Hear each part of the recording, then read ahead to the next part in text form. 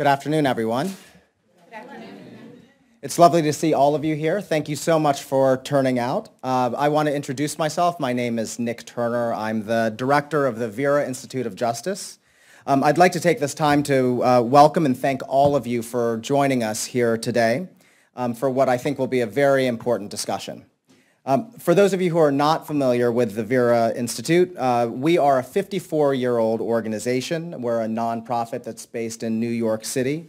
We work largely with government and partner with government to research and to test and to implement policies and practices that are designed to make our criminal justice system fairer and more effective. Right now, as many of you know, there is quite a robust discussion happening in the country, a dialogue about justice here in Congress and in the administration around the potential for justice reform. It touches on the disparities in the criminal justice system, and what we'd like to do today is to utilize this moment, this point in time, to discuss the disparities that are faced by people who have disabilities, who have justice system involvement. Today's event is particularly special because we're using the opportunity to reflect on the 25th anniversary of the Americans with Disabilities Act. It's a landmark piece of legislation. I will be introducing in a moment someone who played a very key role in the passage of that legislation, but what we hope to do today really is to seek to answer the following fundamental question, which is, what impact has the ADA had on justice for people with disabilities? And we want to shine what we think is a much-needed spotlight on the experiences and needs of people with disabilities who are involved with the justice system. As I alluded to just a moment ago, we will begin this afternoon's event with remarks from a longtime champion of the ADA, former Senator Tom Harkin of Iowa. Let me, if I could, just introduce Tom briefly. In 1974, he was elected to Congress from Iowa's 5th Congressional District, and as a young senator, Tom was tapped by Senator Ted Kennedy to craft legislation to protect the civil rights of millions of Americans with physical and mental disabilities. I think it's okay for me to say that Senator Harkin knew firsthand some of the challenges facing people with disabilities from his late brother Frank, who was deaf from an early age. And what emerged from that process would later become Senator Harkin's landmark legislative achievement, the Americans with Disabilities Act.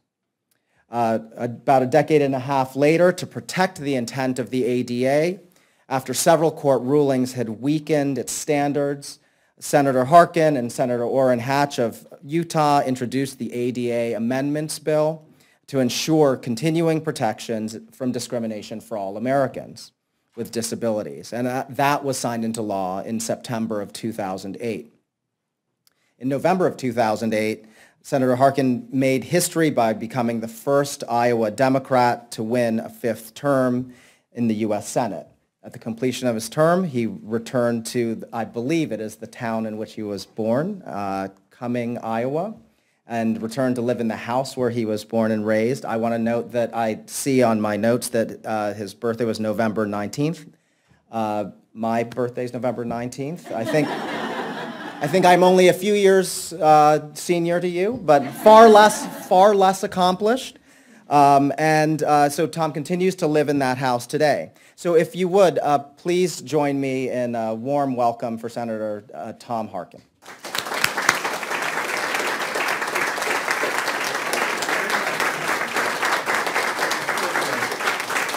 Thank you all very, very much.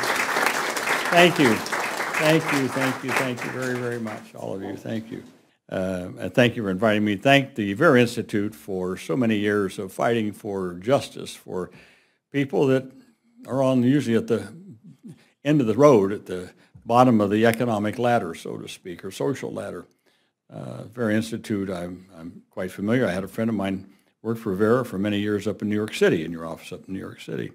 And so I'm also proud that Vera is now also looking at victimization of people with disabilities. I assume that's what this panel is, and what's happening with people with disabilities. So I just brought this one thing here, policing and the deaf, and how many people who are deaf get beat up by police and things like that because they don't understand what the police want them to do.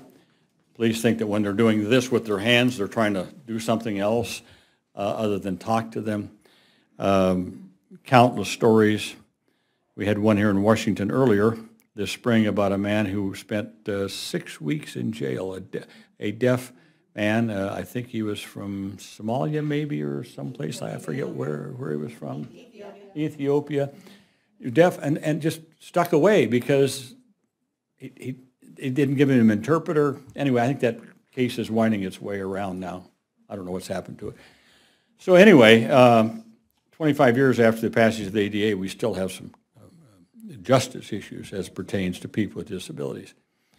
What I might do is just take you back a little bit in time and some of the beginnings of the ADA and how it kind of came to be. It didn't just happen overnight. In 1964, we passed the Civil Rights Act that banned discrimination on the basis of, let me see if I get it right, race, color, sex, religion, national origin, not disability. So the way I always kind of put it is, so the ADA was signed into law in July 26, 1990. That's the 25th anniversary. If you say were an African American, and on July the 25th, you saw an ad in the paper for a job for which you were qualified, you went down to answer that ad, and the prospective employer said, get out of here, I don't hire colored people. You could turn right around, go down to the courthouse door, and the courthouse door was open. If on July 25th you were a person with a disability, you saw an ad for a job for which you were qualified, you rolled your wheelchair down there, the prospective employer said, get out of here, I don't hire cripples. And you rolled that wheelchair out of there and went down to the courthouse door. Courthouse door was locked. Locked. You had no recourse. Blatant, open discrimination against any person with a disability was not actionable. And not only just in jobs, in eating. If you were a deaf person, went into a restaurant and said, I can't hear, I need an interpreter, they get out of here. They throw you out of there. You had no recourse whatsoever. God forbid if you were a person with cerebral palsy, tried to go in a restaurant to eat or something like that, they'd have had you out in a moment's notice. This happened every single day all over our country. So beginning in the 1970s, when I first came to Congress, maybe a little bit, actually before that, we had the Rehab Act, called the Rehabilitation Act 1973. You all heard of Section 504 and 503 of the Rehab Act. So that was even before I got to Congress. But there began a sort of a nascent beginning movement to address these problems in a more comprehensive manner. In other words, to put under that broad cloak of civil rights people with disabilities. Now, my first involvement in disability issues came about, as Nick said, because of my brother Frank, who was deaf. And at a young age, he was taken away from his home and his family, taken out to a school where he had to stay for the deaf. And in those days, they called it the School for the Deaf and Dumb. I remember a couple things my brother said to me in his lifetime. One, he said, I may be deaf, but I'm not dumb. And when he was in school, when he finally got into high school, they said, well, which one of these do you want to be when you get out? You can be a baker, a shoe cobbler, or a printer's assistant. My brother said, I don't want to do any of that stuff. So they said, okay, you're going to be a baker. He had no choice. So he became a baker. Not really what he wanted to do. So I'll tell this story because it has a lot to do with what we're about now, I think, in the next 25 years. What we've been about, but to a little bit, but in the next 25 years. So my brother becomes a baker. He doesn't like it. He's in this small bake shop in West Des Moines, Iowa. A man comes in the morning, comes in periodically, sees him, and somehow strikes up some kind of a conversation. with my brother, and he asked him how he liked his job. My brother said, I hate it. This side, anyway. Yeah, right side. And so the guy said, well, what do you want to do? He said, I like to work on machines. I like to work with my hands. Wrote it out for him. And so this guy had a small manufacturing plant. His name was Delavan, Mr. Delavan. He employed between 200 and 300 people, and they made jet engine nozzles for jet engines. So he told Frank, well, you come work for me. So Frank left his job at the bakery, went to work for him. They trained him to run this machine that drilled these little holes in jet engine nozzles and stuff. So several months, I learned this later. Several months later, Mr. Delavan went to Frank's foreman, his boss, and asked him how Harkin was doing. And the foreman said, oh, this guy's great. It's amazing. Never makes a mistake. Puts out more parts per hour. Never late for work. Stays a little bit over time to finish a job. It's amazing. Well, Delavan was pretty interested in this. So he began to try to figure, why was he so much more productive than other workers? Finally, it dawned on him. This was a very noisy place. A lot of clanging and banging and people yelling and machines and stuff like that. My brother didn't bother him one bit. He just sat right there and just continued to do his job. This is a true story. Old man Delavan thought, this is interesting. He went out and hired more deaf people. Now, the first may have been out of the goodness of his heart. From then on, helps his bottom line. Most productive workers. So after ADA, there are 4 goals in the ADA, 4 goals. Full participation, equal opportunity, independent living, economic self-sufficiency. 4 pillars, 4 goals of the ADA.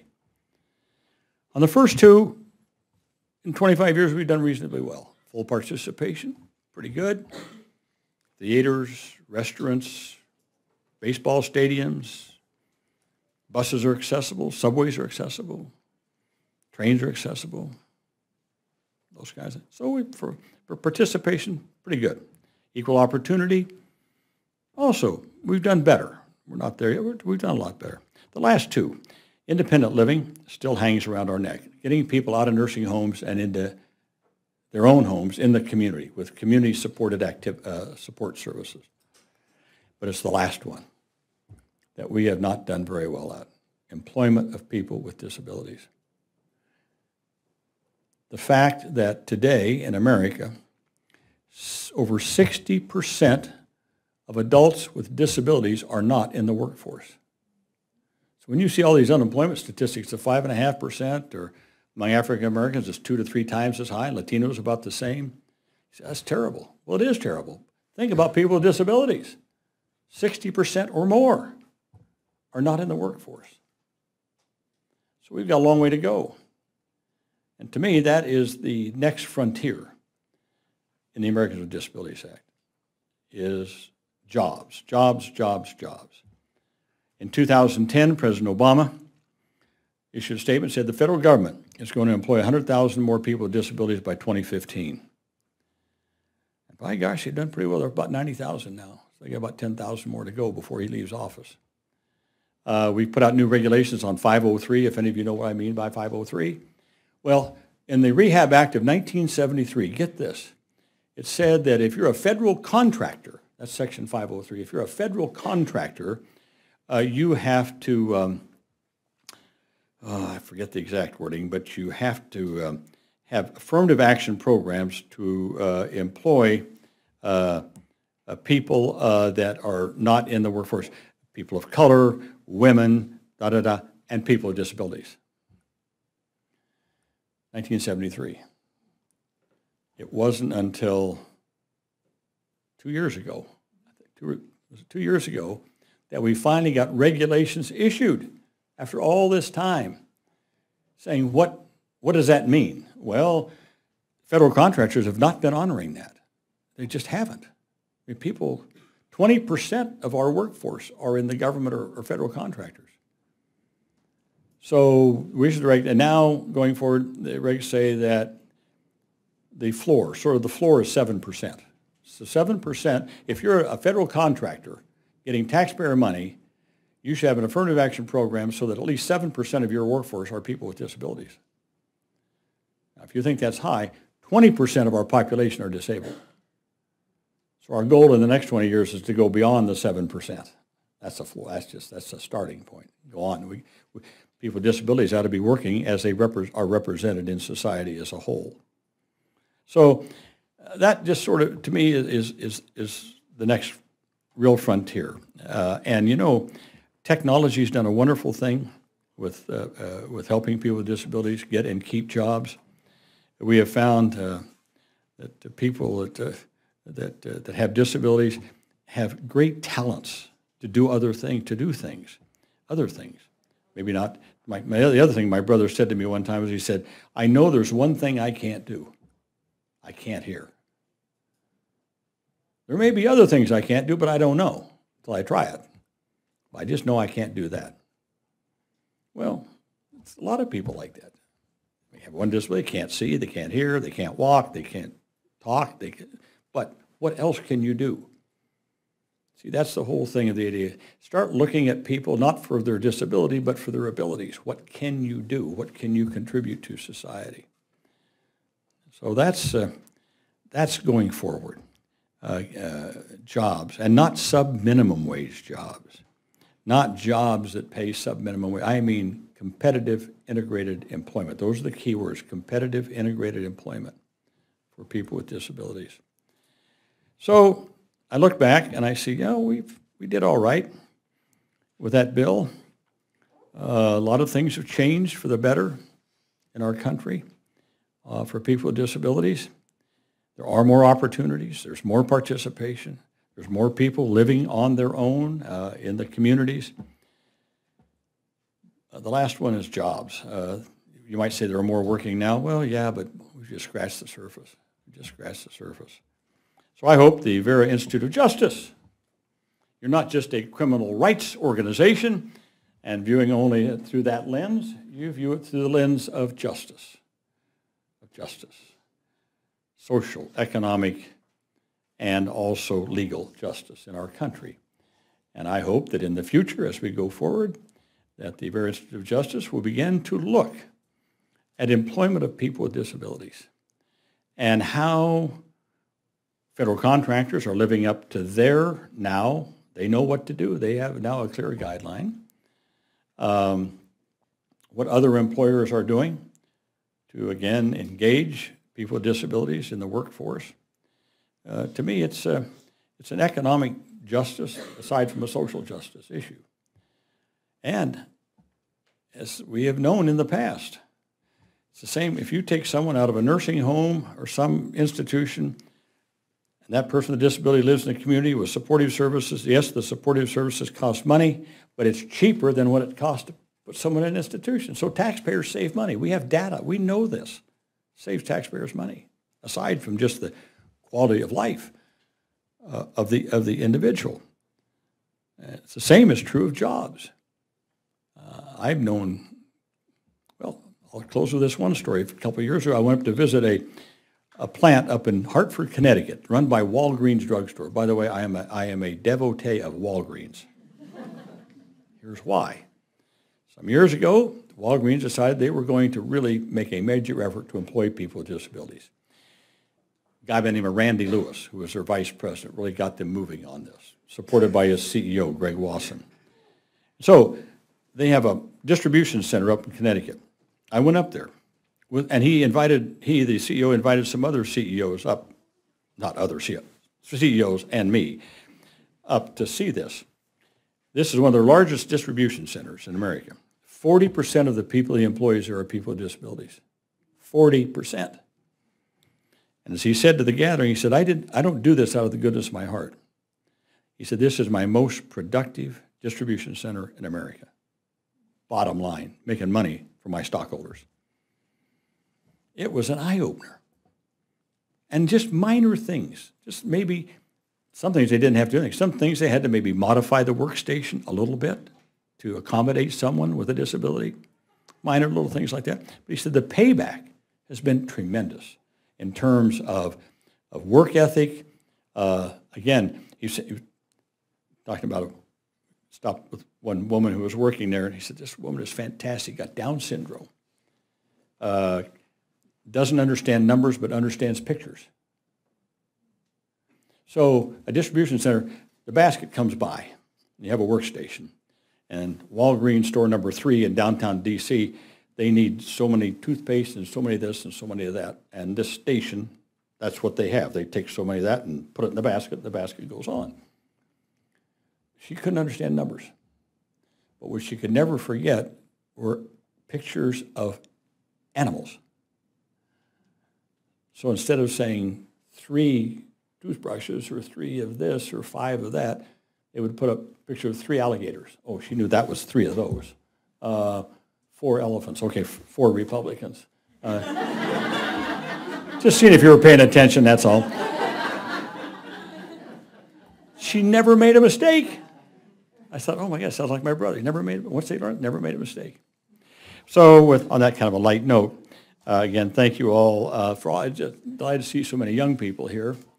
I guess for some of you, maybe it was passed before you were born or shortly thereafter.